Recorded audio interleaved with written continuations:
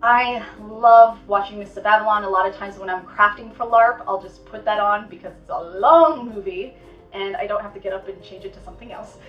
And I'm also going to base this costume taking a little bit from Tristain and Isolde as well. I love the style of both of these movies. The costuming is so pretty. It's homespun. It is very organic and beautiful. And I've been dying to make a costume like this, and I finally have a reason to do it. I'm so excited. So, first off, we needed an underdress. So this is going to be our base.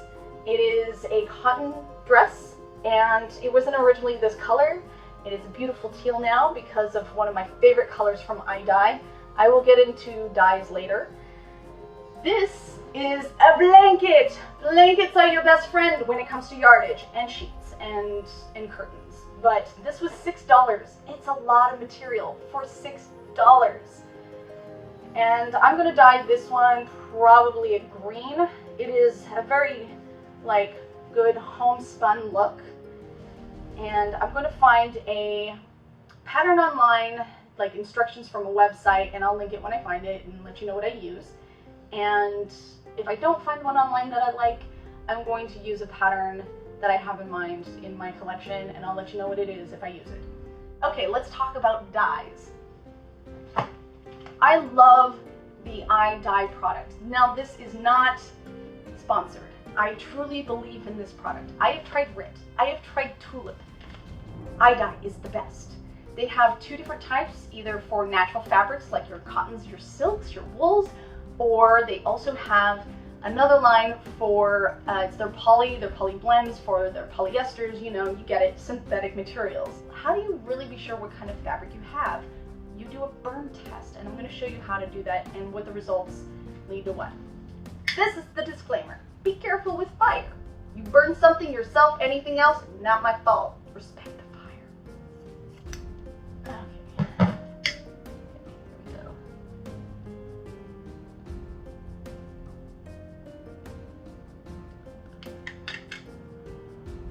So we're gonna let that burn. And we're gonna, put that out. So, what you see a lot going on here is it's pretty much like burning naturally. It's turning kind of charcoal, chars right away. There's no melting going on here. If this melted, then it would be a synthetic. Even though we're not going to be working with a synthetic material, I would like to show you what one looks like when burned.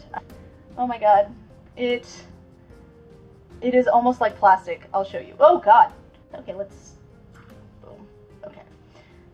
So, look at this. It melted to itself. It is practically plastic. Okay, so let's get into the sewing. I'm not going to get into the basics of sewing. There are other tutorials out there.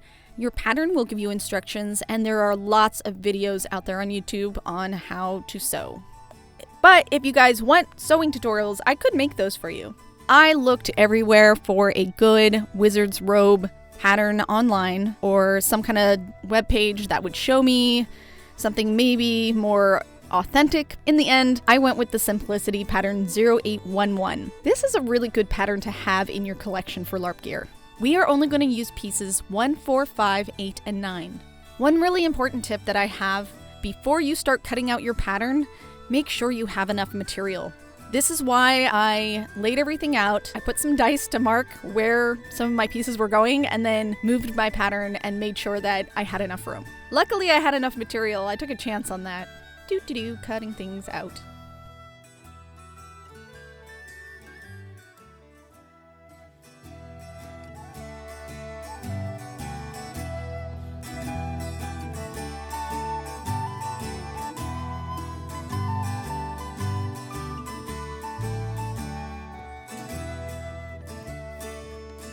I'm putting my front trim on so that the trim actually gets sewn into the seam and it's nice and clean.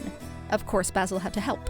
A lot of patterns like this will have you sew your back pieces together, and then your shoulders, and then your sides. Use pins to keep your pieces together while you're sewing. You can either pin them vertically and take them out as you sew, or pin them horizontally and you can actually sew right over them. Your pattern will also tell you how much seam allowance you should have. So I'm going a little bit off the pattern, doing my own thing like I do. I want to keep the big sleeves open. I'm going to measure from the top of my shoulder to where I want the sleeve to open and just sew along that line. Now I'm attaching the sleeve to the main part of the body. After the sleeves, the last thing to attach is the hood.